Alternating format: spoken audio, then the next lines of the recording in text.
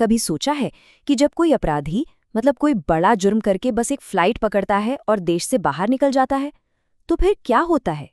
कानून का हाथ उस तक पहुंचता कैसे है? आज हम इसी बारे में बात करने वाले हैं। भारत के नए क्रिमिनल कोड भारतीय नागरिक सुरक्षा संहिता के सेक्शन 114 को समझने की कोशिश करेंगे, जो इसी मुश्किल सवाल का जवाब देता है। यही वो सबसे बड़ा सवाल है जो किसी भी जांच एजेंसी के सामने आता है।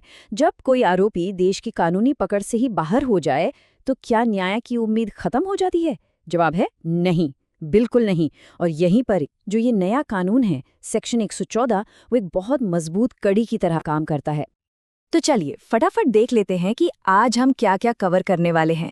हम बात करेंगे कि ये अंतर्राष्ट्रीय कानूनी सहयोग की बुनियाद क्या है, फिर देखेंगे कि भारत दूसरे देशों से मदद कैसे मांगता है, और जब दूसरे देश भारत से मदद मांगते हैं तो क्या होता है। इसके बाद कैदियों को ट्रांसफर करने के खास मामले को भी समझेंगे, और आखिर में ये सब इतना जरूरी क्यों है, इस पे भी बात करेंगे। ठीक है, तो शुरू करते हैं। देखिए, हम एक ऐसी दुनिया में हैं जहां सिर्फ बिजनेस ही ग्लोबल नहीं हुआ, बल्कि क्राइम भी ग्लोबल हो गया है। आप साइबर फ्रॉड देख लीजिए या फिर कोई इंटरनेशनल रैकेट। इसीलिए हमारी न्याय व्यवस्था को भी बॉर्डर्स के पार काम करने के लिए तैयार होना ही होगा, और सेक्शन 114 इसी सहयोग का एक लीगल फ्रेमवर्क तैयार करता है। इस पूरे प्रोसेस को समझने के लिए सबसे पहले ये एक शब्द समझना बहुत जरूरी है, अनुबंधकारी राज्य या कॉन्ट्रैक्टिंग स्टेट। ये कोई भी रैंडम देश नहीं है, ये वो देश है जिसके साथ इंडिया का एक फॉर्मल अग्रीमेंट है, एक संधि है कि हम क्रिमिनल मामलों में एक दूसरे की मदद करेंगे। यही कानूनी पार्टनरशिप इस पूरे सिस्टम की नींव है। चलिए अब पहला सिनेरियो देखते हैं। मान लीजिए हमारी लॉ एनफोर्समेंट एजेंसीज को किसी ऐसे इंसान की जरूरत है जो किसी पार्टनर देश में है। तो भारत उस व्यक्ति को जांच न ट्रायल के लिए वापस लाने की प्रक्रिया शुरू कैसे करेगा? तो ये प्रोसेस होता कैसे है? देखिए, ये बहुत ही साफ और फॉर्मल तरीके से होता है। सबसे पहले एक इंडियन कोर्ट वारंट इशू करती है। अब ऐसा नहीं है कि ये डॉक्यूमेंट सीधे उस देश को भेज दिया जाएगा, नहीं, इसे हमारी सेंट्रल गवर्नमेंट के जरिए एक ऑफिशियल डिप्लोमेटिक चैनल से भेजा जाता है। और ये बहुत जरूरी है ताकि कोई कंफ्यूजन ना हो और पूरे प्रोसेस की एक गरिमा बनी रहे। फिर उस पार्टनर देश की कोर्ट को जब ये वारंट मिलता है, तो वो उसे ठीक वैसे ही लागू करती है जैसे वो अपने खुद के देश के किसी वारंट को करती। तो ये एक प्रॉपर सरकार से सरकार के बीच का मामला है। अच्छा, अब सिक्के का दूसरा पहलू देखते हैं। जैसा हमने कहा, ये एक टू वे स्ट्रीट है। तो तब क्या होता है जब कोई पार्टनर देश भारत में मौजूद किसी व्यक्ति के लिए वारंट भेजता है?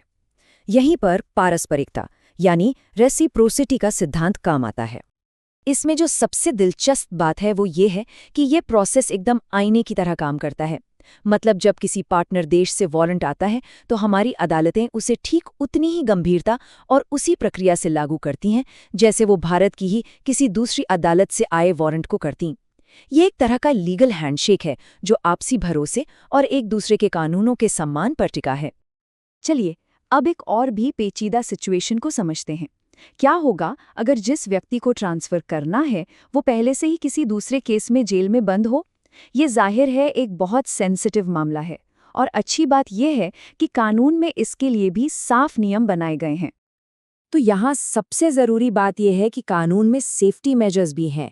अगर कोई कैदी भारत से किसी दूसरे देश भेजा जा रहा है, तो भारत सरकार अपनी शर्तें लगा सकती है ताकि उस व्यक्ति के अधिकारों का ख्याल रखा जाए। और जब कोई कैदी भारत लाया जाता है, तो हमें उस देश की लगाई गई शर्तों का पूरी तरह से पालन करना होता है। ये एक तरह से भेजने वाले देश की सॉवरेनिटी और लीगल प्रोसेस का सम्मान करना है। तो अब जरा बड़ी पिक्चर को देखते हैं। ये पूरा कानूनी ढांचा आखिर इतना जरूरी है क्यों? क्योंकि ये इस बात को पक्का करता है कि अपराधी सिर्फ एक इंटरनेशनल बॉर्डर पार करके न्याय से भाग नहीं सकते। ये रूल ऑफ लॉ के सिद्धांत को ग्लोबल लेवल पर मजबूत करता है। ये समझना बहुत जरूरी है। सेक्शन 114 एक बहुत क्लियर और ऑफिशियल प्रोसेस देता है। इससे क्या होता है कि कोई भी अपनी मनमानी नहीं कर सकता। ये सुनिश्चित करता है कि पूरा काम कानूनी मानकों और ह्यूमन राइट्स को ध्यान में रखकर हो। ये न्याय की प्रक्रिया को और भी ज्यादा मजबूत और ट्रांसपेरेंट बनाता है। तो अगर हम इसे समेटें, तो सेक्शन 114 आज के ग्लोबलाइज्ड दौर में क्रिमिनल जस्टिस के लिए एक बहुत ही जरूरी टूल है। ये एक साफ संदेश देता है, कानून का हाथ वाकई लंबा है और ये सरहदों को पार भी कर सकता है। और यहीं पर आकर एक बहुत बड़ा सवाल खड़ा होता है, जिस तरह से डिजिटल सबूत, डेटा प्राइवेसी और साइबर क्राइम जैसी नई चुनौतियां सामने आ रही हैं, देशों के बीच इस तरह के कानूनी सहयोग को भविष्य में और कितना बेहतर और तेज होना होगा। ये एक ऐसा सवाल है जिस पर दुनिया भर के लॉ मेकर्स को लगातार सोचना होगा, ताकि न्याय हमेशा एक कदम आगे रहे।